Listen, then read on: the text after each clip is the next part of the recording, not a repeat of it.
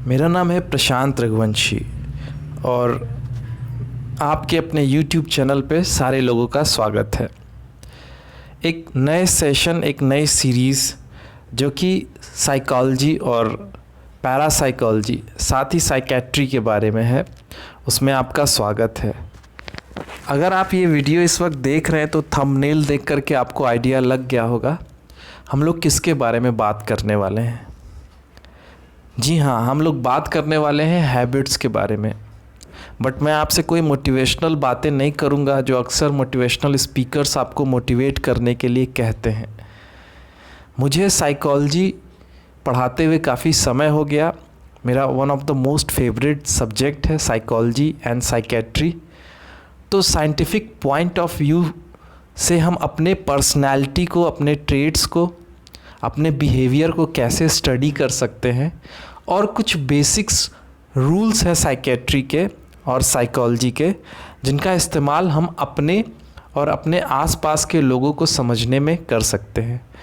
Hopefully ये video आपको पसंद आएगा। अगर पसंद आता है तो प्लीज़ इस सीरीज़ के सारे वीडियोस को देखने के लिए इस चैनल को सब्सक्राइब करिए और बेल आइकन दबाइए और रिकमेंड भी करिए अपने उन दोस्तों के साथ जो इस वीडियो को इस्तेमाल कर सकते हैं अपने बेटरमेंट के लिए। तो चलिए आइए स्टार्ट करते हैं। आज हम बात करने वाले हैं पहले पर्सनालिटी के बारे में। पर्सनालिटी की अगर बात की जाए तो मैं आपको अपने रिटन मटेरियल्स पे ले चल रहा हूँ। इसमें दिए गए सारे डेटा रिसर्च पेपर से एक मेटा एनालिसिस के थ्रू लिए गए हैं और कुछ मेरे अपने व्यक्तिगत थॉट्स हैं जिनको मैंने साइंटिफिक लैंग्वेज में लिखा है। मैं अपने बारे में बता दूं, मैं NIPER Guwahati national institute pharmaceutical education and research Guwahati से पास आउट हूँ, वहाँ का एलुमनाई हूँ और मेरे 2 इंटरनेशनल रिसर्च पेपर हैं। अगर आप गूगल करेंगे Prashant Kumar Singh post operative pain या प्रशांत कुमार सिंह रूमेटॉइड अर्थराइटिस तो आपको मिल जाएंगे। तो बेसिकली मैं एक क्वालिफाइड पर्सन हूँ इन साइंटिफिक चीज़ों और इन मनोदशा और पर्सनालिटी के बारे में कुछ साइंटिफिक डेटा आपके सामने रखने जा रहा हूँ। तो चलिए आइए स्टार्ट करते हैं बिना देर किए।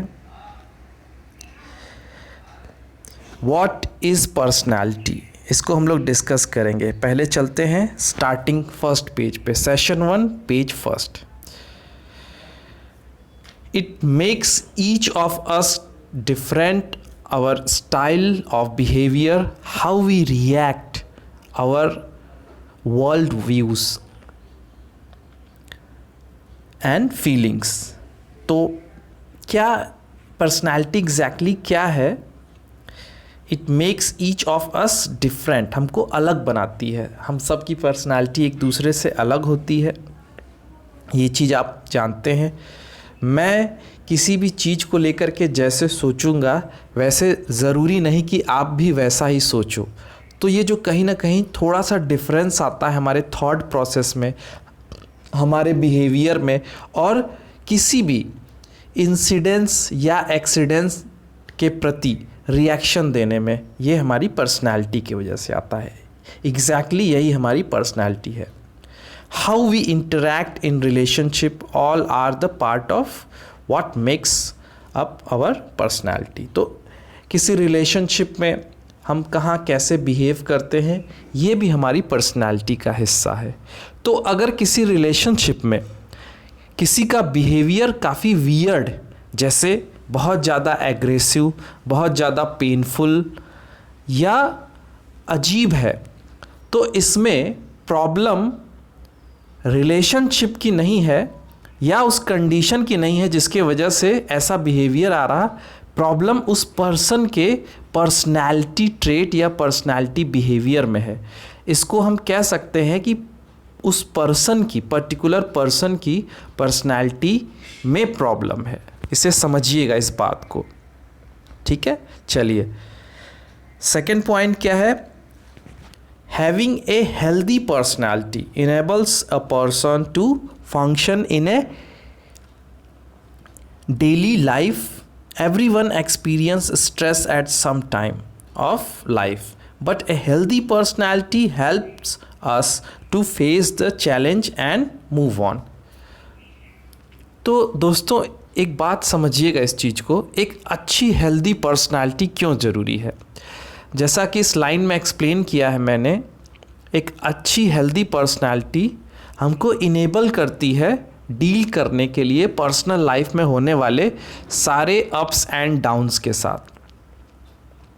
हर कोई लाइफ में, everyone experience stress at some time of life. कोई कितना भी खुश क्यों ना हो, लाइफ के किसी न किसी फेज़ में किसी न किसी तरह का स्ट्रेस फेस करना पड़ता है, सबको करना पड़ता है। अब होता ये है कि हम सोचते हैं कि हमारी लाइफ की प्रॉब्लम्स सबसे बड़ी हैं और बाकी सबकी छोटी हैं। तो लाइफ के जो चैलेंजेस या प्रॉब्लम्स होते हैं वो बड़े छोटे नहीं होते, दे आर चैलेंजेस। उनको कौन कैसे टैकल करता है, उन चैलेंजेस की साइज़ उस पर्सन की कैपेसिटी या पर्सनालिटी पर डिपेंड करती है। अगर किसी की पर्सनालिटी बहुत हेल्दी है तो बहुत बड़ा चैलेंज भी उसको छोटा लगेगा, और अगर किसी पर्सन की पर्सनालिटी डिफेक्टेड है तो एक छोटी सी समस्या जैसे एग्ज़ाम में एक पेपर में बैक आ जाना उसको ऐसा फील होगा कि उसकी पूरी लाइफ ख़त्म हो गई। या रिलेशनशिप में कुछ प्रॉब्लम होने पे उसे लगेगा कि ही और she use to commit suicide, जो कि गलत है। ये एक डिफेक्ट है पर्सनालिटी का। तो होपफुली आप सेशन को एंजॉय कर रहे होंगे और आगे हम लोग और डेप्थ में जाने वाले हैं। तो इस सेंटेंस से एक चीज़ तो क्लियर हो गई कि अगर हमारी पर्सनालिटी दमदार है, दमदार का एग्जैक्ट मतलब बहुत मैस्कुलाइन या लंबा चौड़ा बॉडी बिल्डर, बहुत अच्छी इंग्लिश होना नहीं होता है। साइकेट्री में और साइकोलॉजी में दमदार पर्सनालिटी का मतलब होता है your inner capacity to deals with all the circumstances which are going toward or through your life. Okay, तो इसको मैं अभी आगे और अच्छे से एक्सप्लेन करूँगा।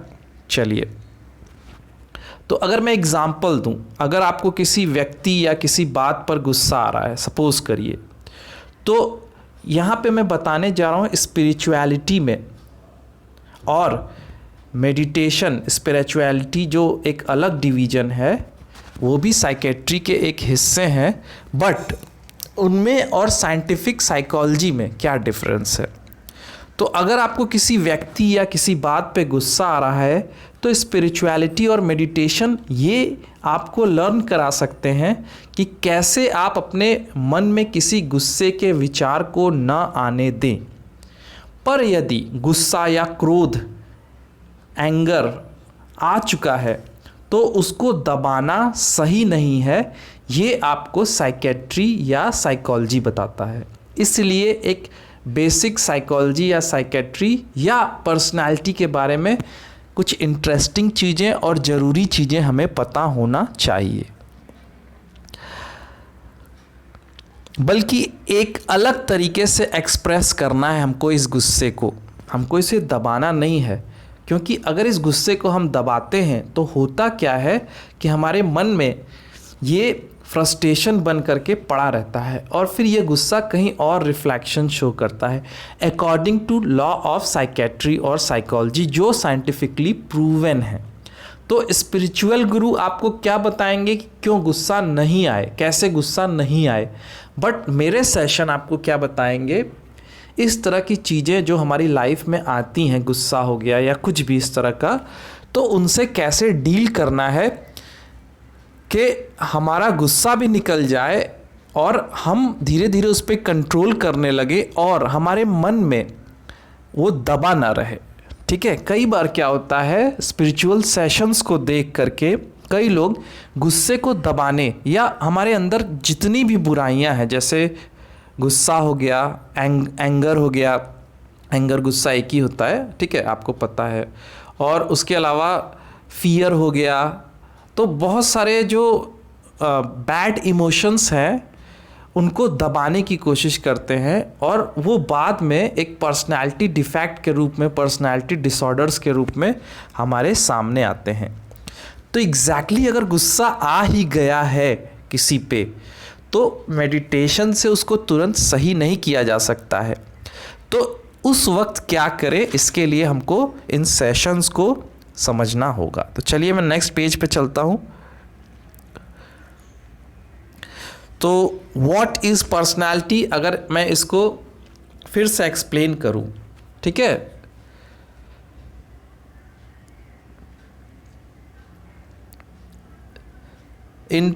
एक और पॉइंट डिस्कस कर लेते हैं। In personality disorder the feature of everyday life that most people take easy can become a challenge for subject. ठीक है, यहाँ मैंने सब्जेक्ट वर्ड यूज़ किया है, ना कि पेशेंट, बिकॉज साइकेट्री मानता है कि patient is not positive word, but personality disorder is a very common thing, it can be with anyone.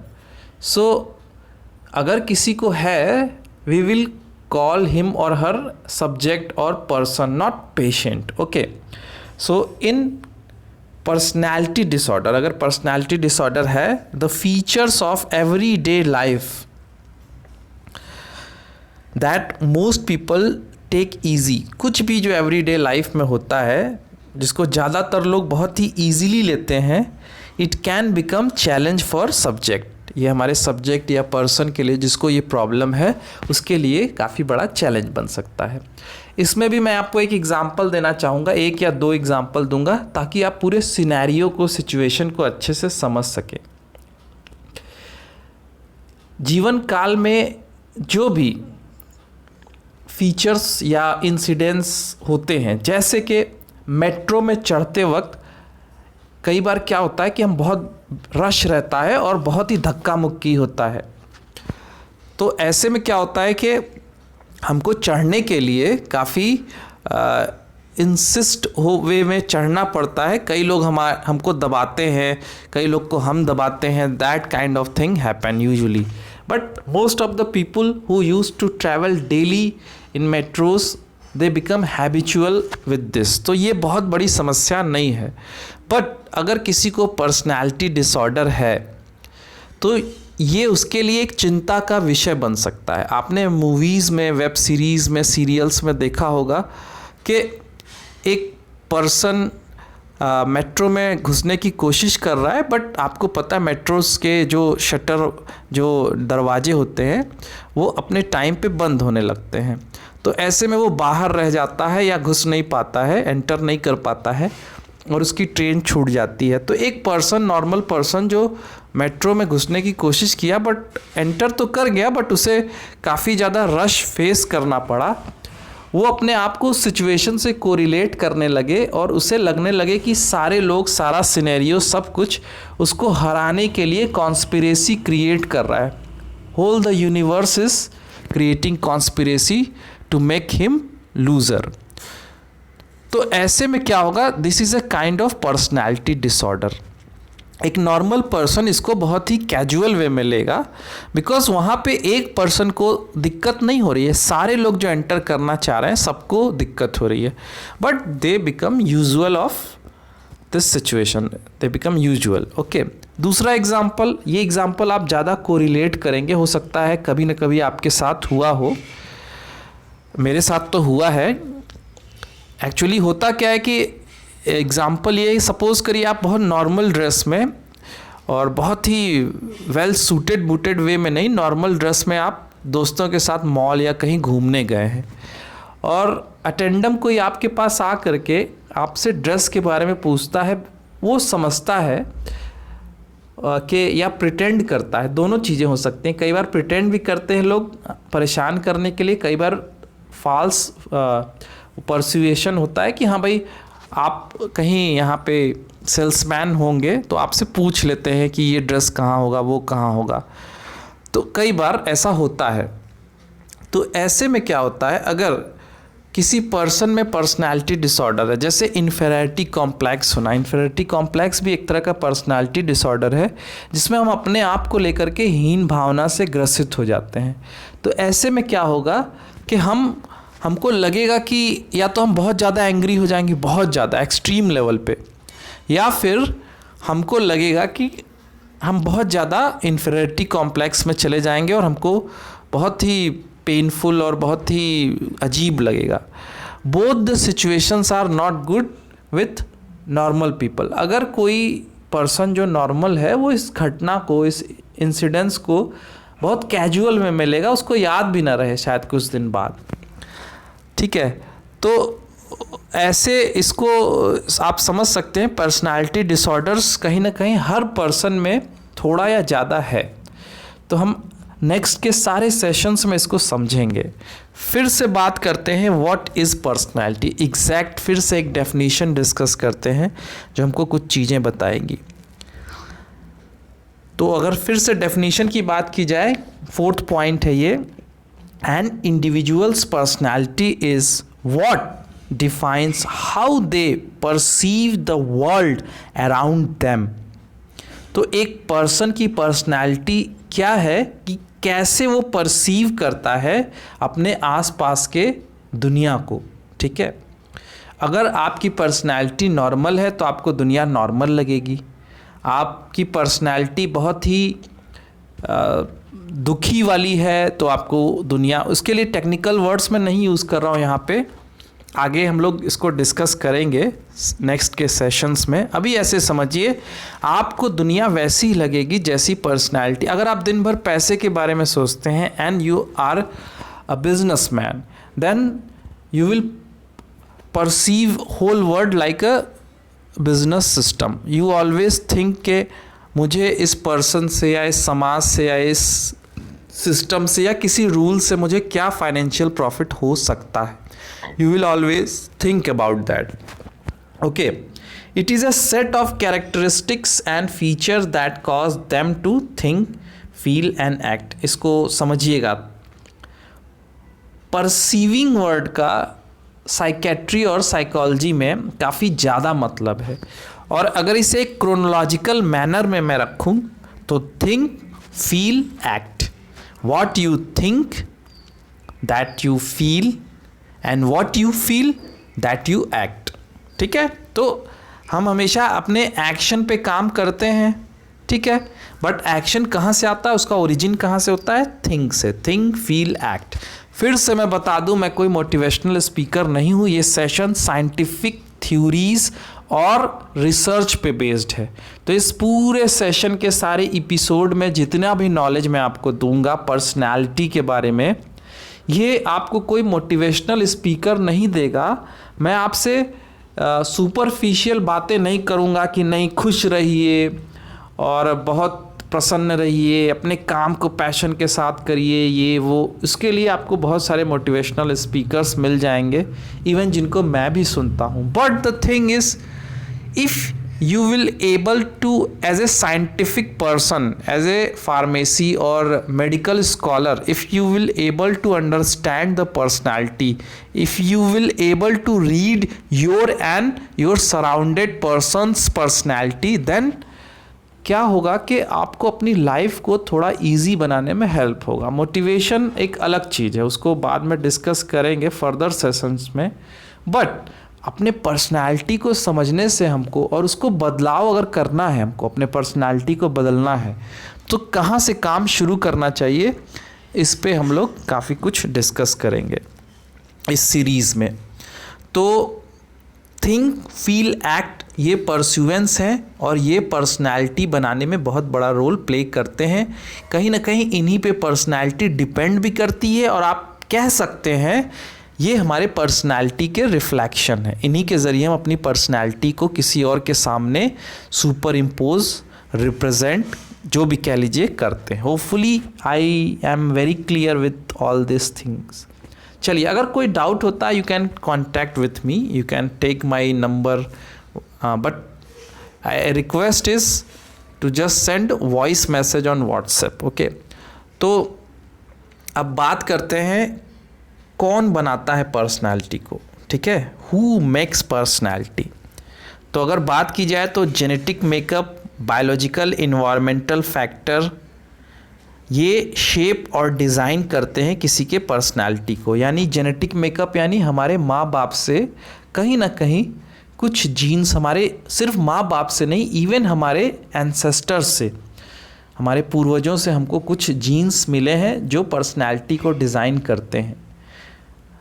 Mental asylum का कॉन्सेप्ट क्यों आया समाज में? क्योंकि समाज मानता था, पहले जब दवाएं नहीं थी, मेडिकल साइंस इतना डेवलप नहीं था, तो समाज ये मानता था कि अगर किसी को मेंटल प्रॉब्लम है तो उसको अलग कर देना चाहिए समाज से, असाइलम्स में, ताकि उनके जरिए आने वाली जनरेशन ना आए जिसमें ये डिफेक्ट जा सकता है। तो कहीं ना कहीं इसका पर्सनालिटी का बहुत लेना देना जेनेटिक मेकअप से है। बट इसका ये कहीं से मतलब नहीं कि अगर किसी के पेरेंट्स पढ़े लिखे नहीं हैं या कम इंटेलिजेंट हैं तो बच्चा बहुत कम इंटेलिजेंट होगा।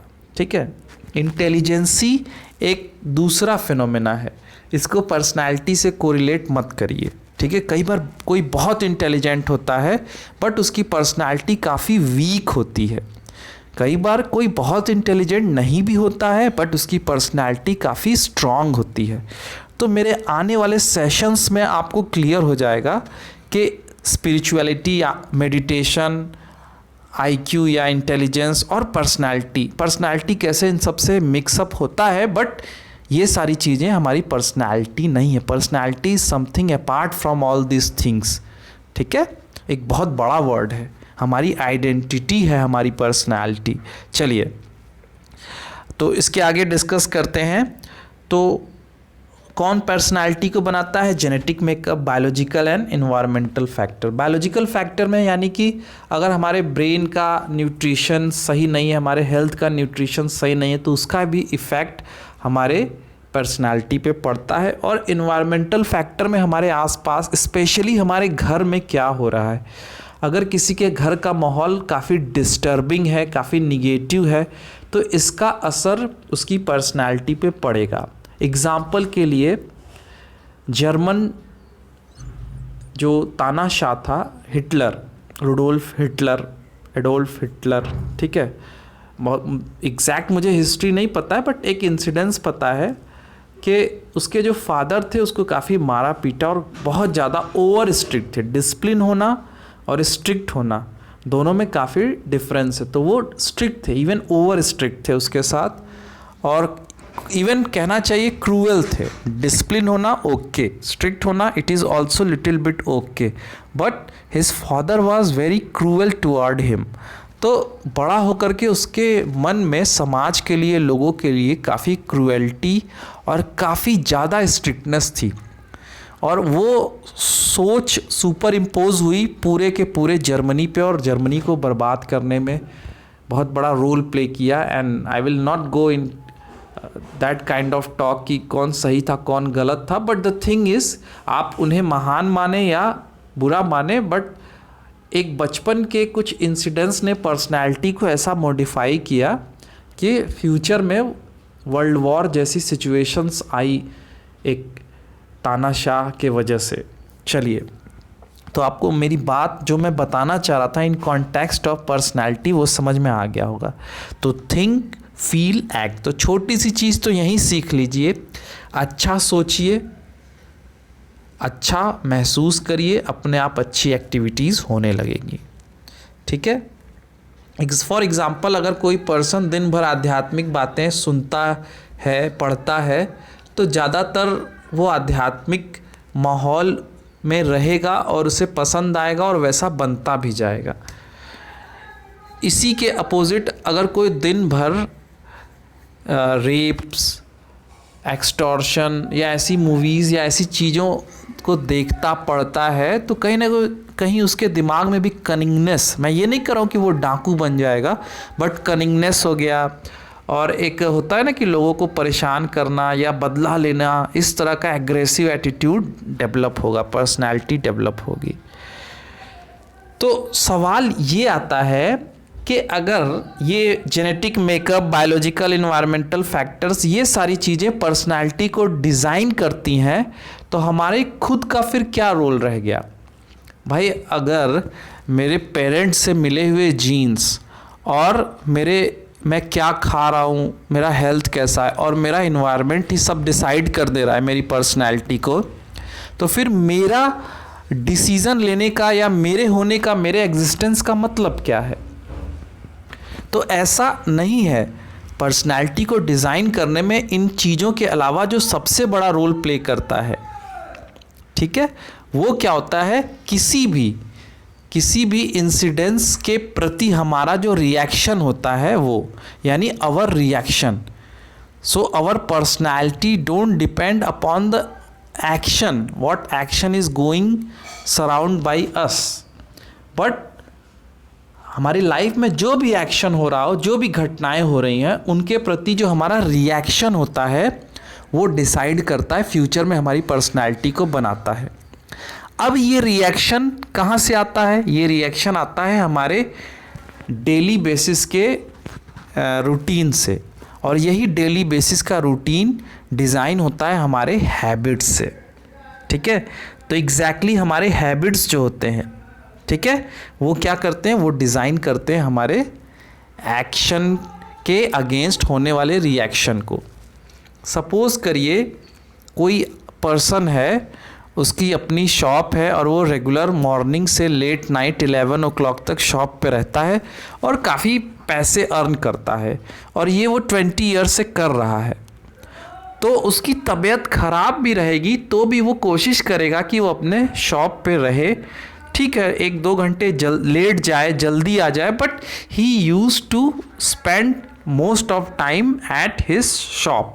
क्यों? बिकॉज तबीयत ख़राब होने के बाद भी उसका मन रेस्ट करने को नहीं करेगा, बिकॉज जाने अनजाने में उसने एक हैबिट डेवलप कर ली है। So habits are very important thing. If you want to change your personality, you need to change your habits. और मैं आपको अगर एक एग्जांपल दूं तो ये देखिए, ये फ़ोटो देखिए, ये नाम आप फैमिलियर होंगे, रत्नाकर डाकू। रत्नाकर नाम के एक बच्चा था, उसको किडनैप कर लिया गया, जो जंगल में रहने वाली ट्राइब्स थी उनके द्वारा, भील जिनको कहते थे। और जब वो बड़ा हुआ उनके साथ तो वो लोग लूटते थे जंगल में जाने वाले लोगों को। ये ब्राह्मण का बच्चा था, जैसा हिस्ट्री बता रही है। यहाँ मैं किसी खास कास्ट को सपोर्ट नहीं कर रहा हूँ, what the history is telling to us, I am just saying. तो वो चूँकि उसने बचपन से अपने आसपास के लोगों को चोरी करते, लोगों को लूटते देखा, तो उसकी पर्सनैलिटी भी एक डाकू की बन गई और वो बड़ा होकर के लोगों को लूटने लगा। But there was an incidence, मैं उसको डिटेल में नहीं बताऊंगा, वो आप जाके गूगल पे स्टोरी देखिएगा। कुछ ऐसा हुआ कि उसको फील हुआ कि यहाँ पे जेनेटिक इन्वायरमेंट जो था, जेनेटिक मेकअप जो था, उसके माँ बाप पूर्वजों से जो जीन मिला था, उसने कहीं ना कहीं काम किया, और उसको फील हुआ कि जो मैं कर रहा हूँ ये गलत है। तो उन्होंने जा कर के फिर जंगल में तपस्या की, और ये इनका नाम बाद में वाल्मीकि हो गया। और वाल्मीकि नाम के बारे में आप पहले से जानते हैं, रामायण से लेकर के बहुत कुछ जो है रिलेटेड है भगवान श्री रामचंद्र जी, और there are mythological story behind that. मैं क्या बताना चाह रहा हूँ कि ये जब रियलाइज़ किए तो ये जंगल में जाके बैठ गए, और इनका जो नाम है वाल्मीकि, ये इसलिए रखा गया बिकॉज वाल्मीकि का मतलब होता है जो बारबी होती है, जो दीमक होता है, वो जो घर बनाते हैं उनको बारबी कहते हैं। तो ये बारबी इनके आसपास बन गई, जैसा इस पिक में मेंशन है। देखिए ये जो अगल बगल बना, ये पहाड़ नहीं है, ये दीमक की बाम्बी है। ये बाम्बी इनके आसपास बन गई। इतने समय तक ये लगातार जो है मेडिटेशन कह लीजिए, तपस्या कह लीजिए, what ever you can say, करते रहे। और इस तरह से इन्होंने अपने थॉट प्रोसेस और अपनी पर्सनैलिटी को, प्लीज़ इसको माइथोलॉजिकल वे में मत लीजिए, अदरवाइज़ आप लगेंगे पूजा पाठ करने, वो ठीक है, बट यहाँ पे इसको साइंटिफिक वे में लीजिए। जब इन्हें रियलाइज़ हुआ कि मेरी पर्सनैलिटी में डिफेक्ट है और मैं डाकू बन गया हूँ और ये नहीं बनना चाहिए, मैं कैसे अपनी पर्सनैलिटी चेंज करूं, तो ये अपने हैबिट्स पे काम किए। आपको क्या लगता है, कहानी में चाहे जो लिखा हो, बट क्योंकि कहानियाँ अपभ्रंश हो चुकी हैं, रियलिटी हमको पता नहीं है, क्या ये एक दिन में पूजा करके और संत बन गए होंगे? नहीं, पहले उन्होंने कुछ दिन तक मेडिटेशन किया, फिर बीच में डिस्टर्बेंस हो गया, बिकॉज अब तक तो ये लूट मार करते आ रहे थे, गलत चीज़ें करते आ रहे थे, फोकस करना, ध्यान लगाना, ये सब इनके नोन नहीं था, कि वो एक कहानी है कि बोला गया मरा मरा बना, बोलते बोलते राम राम बोलने लगे और बिकम ए वेरी प्रेस्टिजियस संत। But try to get the scientific point behind the story, that is कि ये बैठे होंगे, कुछ दिन तपस्या किए होंगे, फिर दिक्कत हुई होगी, उठ गए होंगे। ऐसे करते करते इन्होंने अपने आप को इतना साध लिया, इतना फोकस कर दिया कि सारी पुरानी हैबिट्स जो थी वो ख़त्म हो गई। वो लूट मार और वो लोगों को परेशान करना, इस तरह की चीज़ें।